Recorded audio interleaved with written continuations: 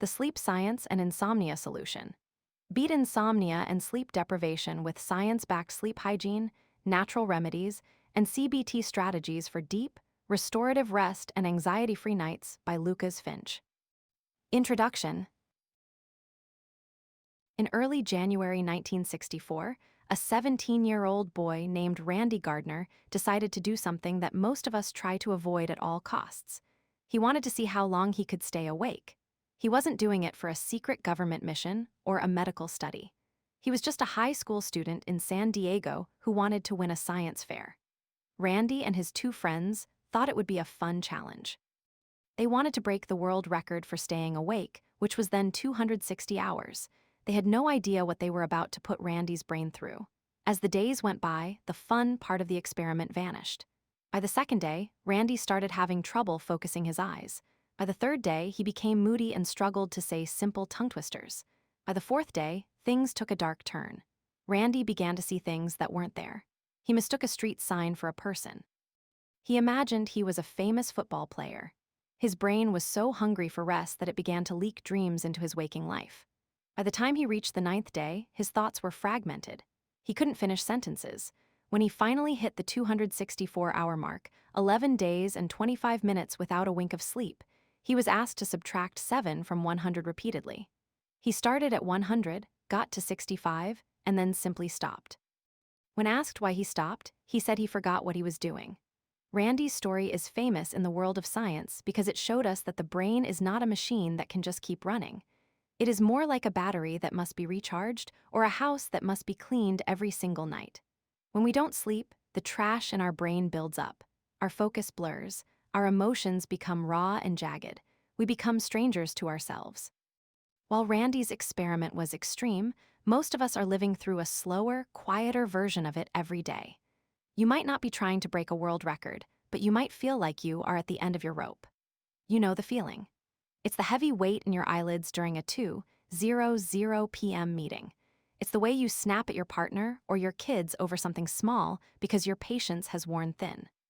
It's the brain fog that makes you stare at your computer screen for 20 minutes without typing a single word. The modern sleep paradox. We live in a strange time. We have more technology to help us than ever before. We have apps that track our heart rate, smart pillows that adjust to our necks, and special teas designed to make us drowsy. Yet, as a society, we are more tired than we have ever been. Scientists call this the Great Sleep Recession.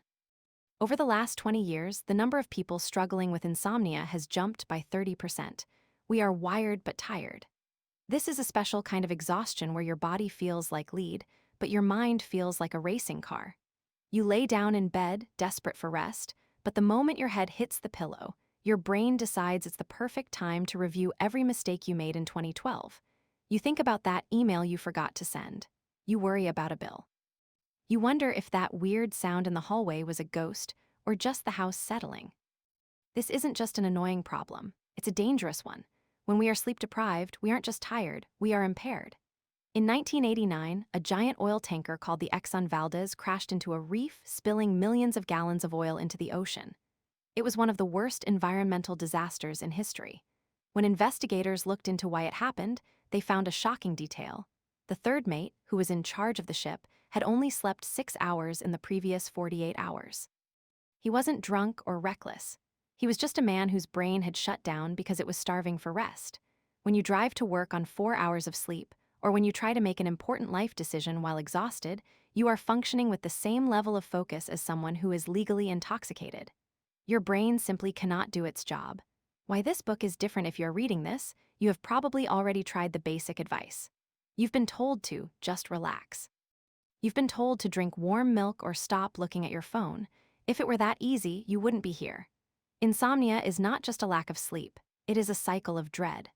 You start to worry about sleep during the day, which makes you anxious at night, which makes it impossible to sleep, which makes you even more worried the next day.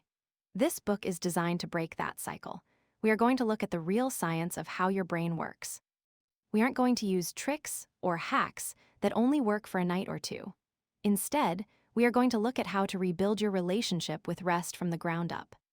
You will learn about the biological anchor, the internal clock that tells your body when to be awake and when to be still. You will learn about the sleep debt ledger and how to stop paying interest in the form of bad health and high stress. Most importantly, you will learn that sleep is not a gift or a luxury. It is a biological debt that must be settled.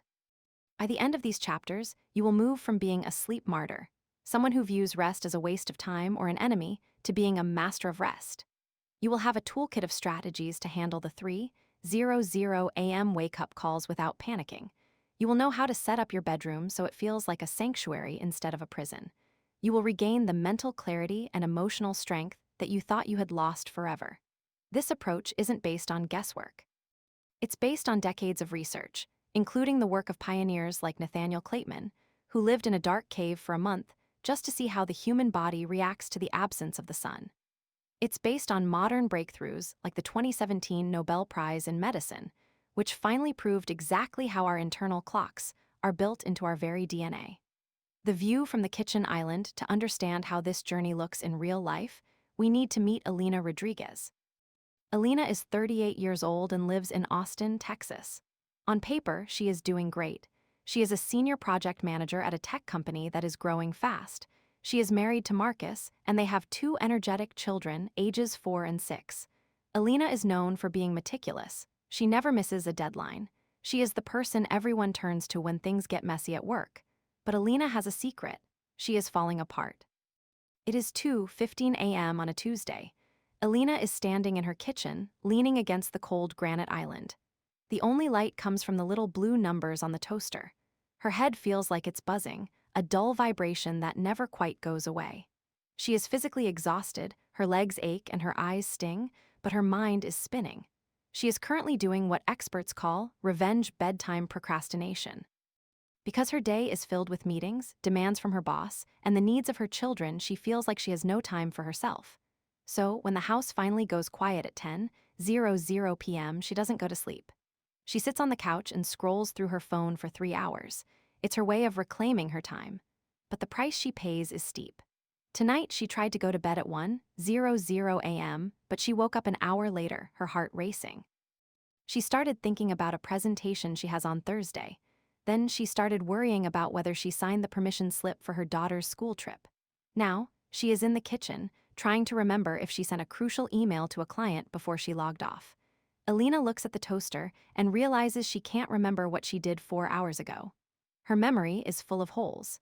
She feels like she is living her life through a thick, gray fog. Yesterday, she snapped at Marcus because he asked her what she wanted for dinner. This morning, she cried in her car because she couldn't find her sunglasses. She feels like a failure. She thinks, if I were just stronger, I could do this. If I were more disciplined, I wouldn't be so tired. She believes that sleep is a waste of time that she should be using to catch up on work or be a better mom. Alina has reached her rock bottom. She is realizing that her high-achieving lifestyle is actually making her less effective at everything she cares about. She is legally intoxicated by exhaustion, trying to run a family and a career. She needs a way out, but she doesn't know where to start. The road ahead in the chapters to come, we are going to follow Alina as she learns the same lessons you are about to learn. We are going to help her fix her kitchen island habit and show her how to turn her bedroom back into a place of peace. Our journey will take us through history and science. We will meet famous figures who struggled just like you do. We will see how Thomas Edison, the man who gave us the light bulb, actually started the modern sleep crisis by trying to kill the night. We will walk the foggy streets of London with the novelist Charles Dickens, who used to walk 15 miles in the middle of the night because his insomnia was so bad he felt he was going mad. We will go underground with Nathaniel Clayton, the father of sleep science, to discover the hidden rhythm that governs every cell in your body. Here is a preview of the map we will follow. The Great Exhaustion. We will look at how our culture turned sleep into an enemy and why we need to stop feeling guilty about resting. The Internal Clock. You will discover the 2 powerful forces that control when you sleep: sleep pressure and your circadian rhythm. The Midnight Wanderer. We will tackle the anxiety of the middle-of-the-night wake-up and learn how to stop practicing being awake. The Sleep Sanctuary. You will learn the 6 pillars of a perfect sleep environment, from the exact temperature your brain needs to why your phone is a biological thief. The Psychological Toolkit. We will dive into the gold standard of sleep help, cognitive behavioral therapy for insomnia, CBT-I. This is the part where we train your brain to stop dreading the bed. The brain wash, you will learn about the glymphatic system, the amazing plumbing system in your head that only turns on when you are in deep sleep to wash away toxins. By the time you finish this book, you won't just have a few tips for better sleep. You will have a new identity.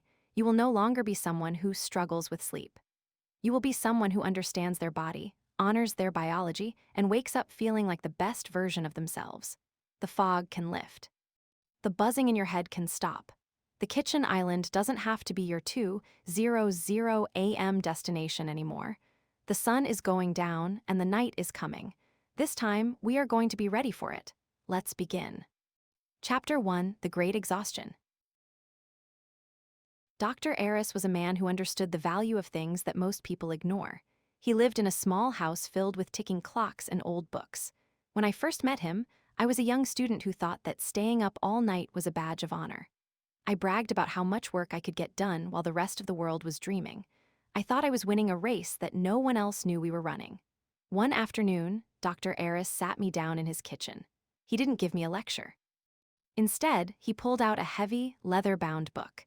It looked like an old bank book from 100 years ago. He opened it to a page that was mostly empty, except for a few red marks. He told me that this was a ledger, a way to keep track of what we owe and what we own. He said that the human body is the only bank in the world that doesn't send a warning letter before it closes your account.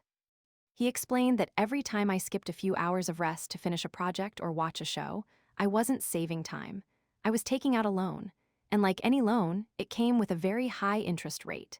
He called this the sleep debt ledger. This was the first time I realized that my exhaustion wasn't just a feeling. It was a bill that I couldn't afford to pay. The sleep debt ledger. To understand why we feel so tired today, we have to look at the math of our own lives. The sleep debt ledger is a mental model that helps us see how our daily choices impact our long-term health. It is made of 3 simple parts. The principle: this is the basic amount of sleep your body needs every single night to function properly. For most adults, this is about 8 hours. This is your daily budget. If you meet this goal, your account stays balanced. The interest: when you don't meet the principle, the debt starts to grow. But it doesn't just grow by the hour you missed. It grows in the form of interest. This shows up as brain fog, a short temper, and a lack of focus. The more nights you miss, the higher the interest rate goes. Soon, you are working twice as hard just to get half as much done. The bankruptcy: this is what happens when the debt becomes too large to manage. This isn't just feeling sleepy. This is when the body begins to break down.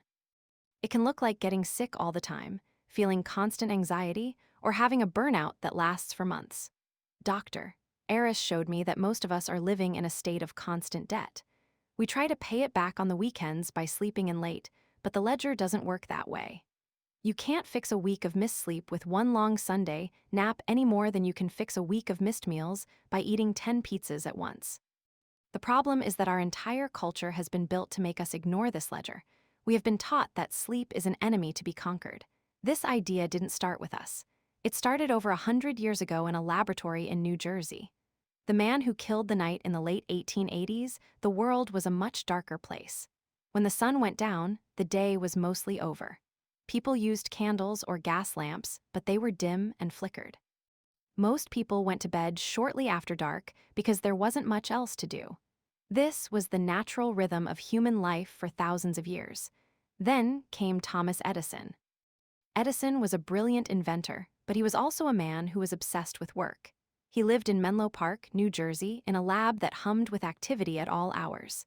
Edison didn't just want to invent things, he wanted to change the way the world worked. He saw sleep as a waste of time. He called it a heritage from our cave days and a bad habit. In 1879, Edison perfected the electric light bulb. To most people, this was a miracle. It meant that a room could be as bright at midnight as it was at noon. But for Edison, the light bulb was a weapon. It was a way to extend the workday and squeeze more productivity out of every human being. Edison was very loud about his disdain for sleep. He told newspapers that he only slept 4 hours a night. He claimed that because he slept so little, he was able to achieve more than anyone else. He publicly shamed his employees if he caught them looking tired. He wanted to create a world of sleepless geniuses. Because Edison was so famous and successful, people started to believe him. They began to think that if they wanted to be rich and powerful, they had to stop sleeping. This was the birth of the sleep martyr. It was the idea that the less you sleep, the better person you are. But there was a secret that Edison didn't tell the public. While he was telling everyone that sleep was a bad habit, he was actually a champion napper. Historians later found photos and diaries showing that Edison would sneak away to sleep on workbenches, under tables, or on sofas in his lab. He was constantly catching micro-sleeps throughout the day. He was cheating on his own rules because his body was forcing him to. Edison was living in massive debt on his sleep debt ledger, but he was using creative accounting to hide it. He was napping to survive while telling the rest of the world that they should be ashamed of their pillows. We are still living in the shadow of that lie today. The lost world of 2 sleeps before Edison and his light bulbs changed everything. Humans had a very different relationship with the night. If you could travel back to the year 1600 and ask someone about their sleep, they would tell you something that sounds strange to us. They didn't sleep in one long 8-hour block. Instead, they had biphasic sleep. This means they slept in 2 parts. When the sun went down, people would head to bed for their first sleep. This would last about 4 hours. Then, around midnight, they would wake up. But they weren't waking up because they had insomnia. This was a normal, planned part of the night. During this watch, as they called it, people would stay awake for an hour or 2. They might read by candlelight, talk to their family, or pray. Doctors of that time believed this was the best time for deep thinking or for a husband and wife to talk without the kids around. It was a quiet, peaceful time when the world was still. After an hour or 2 of being awake, they would fall into their second sleep, which lasted until morning. When the light bulb arrived, this 2-part sleep disappeared almost overnight. Because we could stay up later with electric lights, we pushed our first sleep back further and further. Eventually, there was no room for the gap in the middle. We forced our bodies to compress all our rest into one single block. This is why many people today wake up at 2:00 or 3:00 a.m. and feel a sense of panic. They think something is wrong with them. They think their brain is broken. But in reality, they might just be experiencing a ghost of our ancient biology. Their body is trying to find that watch period that we lost a century ago. Because we don't understand this history, we turn a natural wake-up into a moment of high anxiety. We check the clock, we worry about the next day, and we add more red ink to our sleep debt ledger. Elena's broken morning, Elena Rodriguez stood in her kitchen in Austin, Texas, clutching a mug of coffee like it was a life raft. It was 6:45 a.m., and the sun was just starting to hit the kitchen island. Elena was 38 years old and held a high-level job at a tech firm. She prided herself on being the moms who does it all. She had stayed up until 1:00 a.m. the night before. Part of that time was spent finishing a project for work, but the last hour was spent revenge scrolling on her phone. She felt like she hadn't had a single moment for herself all day, so she stole that hour from the night. Now, as she tried to pack lunches for her 4-year-old and 6-year-old, her head felt like it was filled with wet sand. She felt a strange buzzing behind her eyes. She was in a state of wired but tired. Her body was exhausted, but her mind was racing with a list of things she might have forgotten. Her husband, Marcus, walked into the kitchen and asked if she had seen his car keys. Elena snapped at him. It wasn't a big deal, but her patience was gone. Her interest on her sleep debt was being paid in irritability. "I'm fine," she muttered, even though she felt like she was vibrating with stress. "I only need 5 hours. Edison did it, right? I'll just have another coffee." Few minutes later, as she was trying to sign a permission slip, she knocked over her coffee. The dark liquid spread across the counter, soaking the paper and dripping onto her white rug. Elena didn't move. She just stared at the mess. It felt like a mountain she couldn't climb. At that moment, Elena was living out the legacy of Thomas Edison. She was wearing her exhaustion as a badge of honor at work, telling her colleagues how she grinded through the night. But in the quiet of her own kitchen, she was drowning. She was trying to run a high-speed life on a battery that was only 10% charged. She was a sleep martyr, and she was beginning to realize that the title wasn't worth the cost. The cost of the sleep is for the weak myth we often think that being tired just makes us a bit grumpy or slow. But the science shows that the debt we carry affects every single part of our lives. When we ignore the sleep debt ledger, we aren't just losing rest, we are losing our ability to be ourselves. When you are sleep deprived, the part of your brain that handles logic, the prefrontal cortex, starts to power down.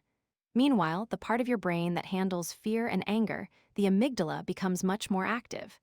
This is why Elena snapped at Marcus over something as small as car keys. It wasn't because she was a mean person. It was because her brain's brakes were failing. This lack of sleep also creates a brain fog that we try to cure with caffeine. Caffeine is a wonderful tool, but it is a master of disguise. It doesn't actually give you energy. It just blocks the signal in your brain that tells you that you are tired. It's like putting a piece of tape over the low-fuel light in your car. The light is gone, but the tank is still empty. In the 1980s, researchers began to look at how sleep debt impacts big events.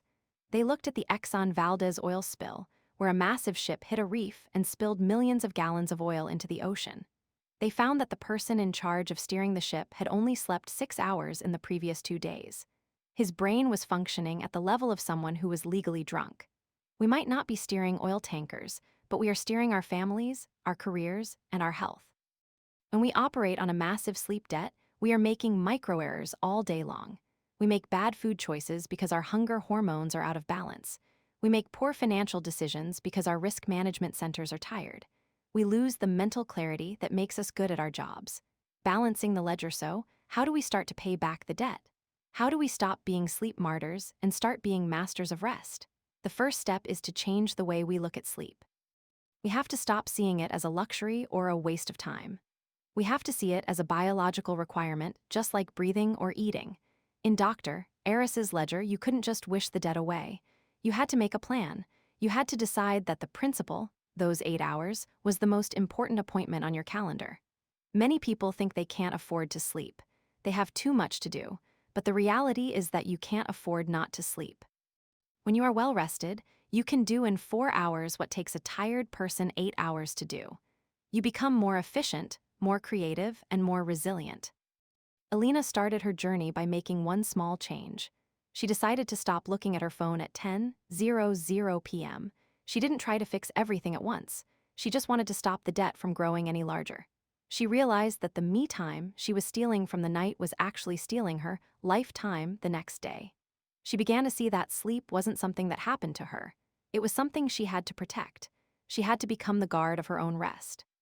She had to learn that saying no to a late-night email was actually saying yes to her children, her health, and her future. A new vision for the night: imagine a world where you wake up before your alarm goes off.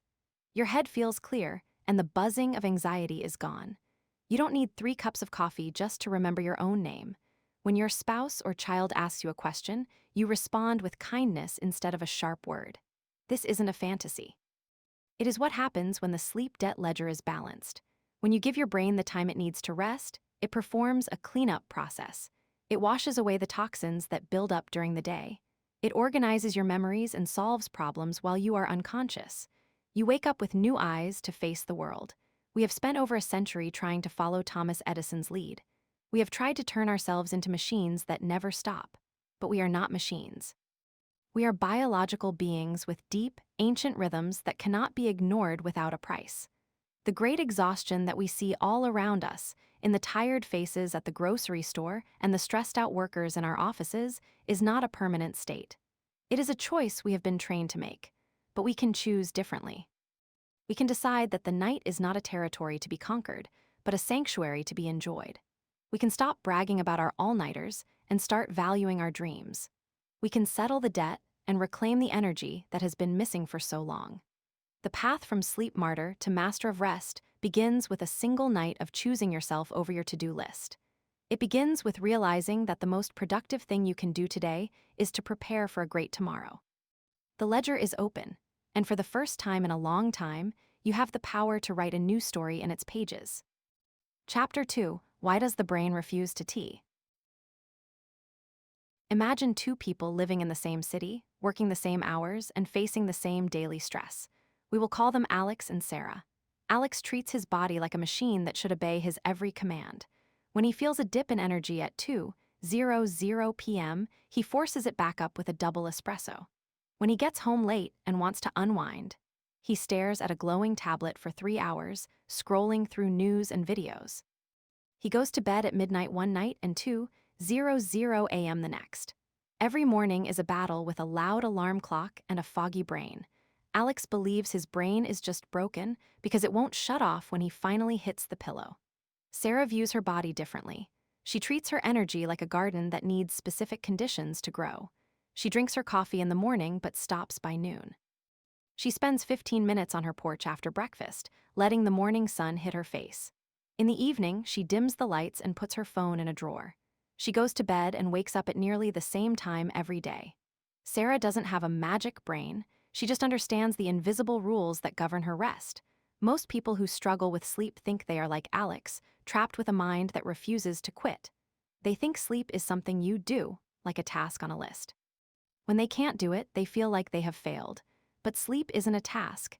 It is a biological process that relies on two very specific systems working together. When these systems are out of sync, you feel tired but wired.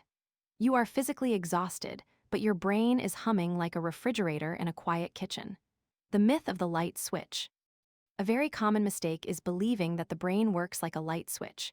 We think we can be on all day productive, stressed, and stimulated, and then simply flip a switch to off at 11:00 p.m. When the off switch doesn't work, we get frustrated. We might take a pill or drink a glass of wine to force the switch down. The truth is that the brain is much more like a massive passenger jet. A jet cannot just stop in midair and drop onto the runway. It has to begin its descent hundreds of miles away. It has to slow down, lower the landing gear, and find the right angle. If the pilot waits until he is directly over the airport to start slowing down, he is going to have a very bad night. To understand why your brain won't turn off, you have to understand the two pilots in charge of your landing: the circadian rhythm and sleep pressure. The men who lived in the dark in the summer of 1938, two men decided to do something that sounded completely crazy. Nathaniel Clayton, a researcher at the University of Chicago, and his student, Bruce Richardson, traveled to Mammoth Cave in Kentucky. They weren't there to look at the rock formations. They were there to disappear. They walked deep into the earth, 119 feet below the surface. They set up a small camp in a chamber that was constant in every way. It was always 54 degrees. It was always silent. Most importantly, it was always pitch black. There was no sun to tell them when it was morning.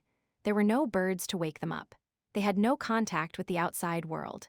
Clayton wanted to answer a fundamental question: does the human body have its own internal clock, or do we only sleep because the sun goes down? He suspected that we have a biological anchor, an internal timer that keeps us on track even if the world around us disappears. For 32 days, they lived in that cave. They tried to force their bodies onto a 28-hour schedule instead of a 24-hour one. They wanted to see if they could program their brains to follow a new rhythm. The results were fascinating. Richardson, the younger man, was able to adapt slightly better, but Clayton's body refused to change. Even in total darkness, his body temperature rose and fell on a nearly 24-hour cycle. His brain wanted to sleep at the same time it always had. This experiment proved that we aren't just reacting to the sun. We have a master clock inside our heads. This clock is a tiny bundle of cells called the suprachiasmatic nucleus, or SCN. It sits right behind your eyes. Its only job is to keep time. It tells your brain when to release awake chemicals like cortisol and when to release sleep chemicals like melatonin. When you struggle with insomnia, it is often because your SCN is confused. If you stay indoors all day under dim lights and then stare at a bright phone at night, your master clock loses its anchor. It doesn't know what time it is. It starts sending awake signals at 2:00 a.m. because it thinks the sun is still out. The heavy weight of sleep pressure, while the master clock handles the timing, a second system handles the urge. This is called sleep pressure. From the very second you wake up in the morning, a chemical called adenosine starts building up in your brain. Think of it like a silent tally or a debt. The longer you stay awake, the more adenosine collects. By the time you have been awake for 12 or 14 hours, the pressure of this chemical is so high that your brain starts demanding rest. This is the sleep debt ledger in action. Your brain keeps a record of every hour you spend awake. If you don't sleep, the debt grows until it becomes unbearable. However, many of us accidentally cheat this system. We use caffeine to block the adenosine. Caffeine doesn't actually give you more energy. It is a copycat molecule. It travels to the brain and plugs into the spots where adenosine is supposed to go. It's like putting a piece of wood in a door frame so the door can't close. The adenosine is still there, it's still building up, but your brain can't feel it. This leads to a caffeine crash. When the caffeine finally wears off, all that backed up adenosine rushes into the brain at once. You feel like you've been hit by a truck. If this happens too late in the day, it messes with your ability to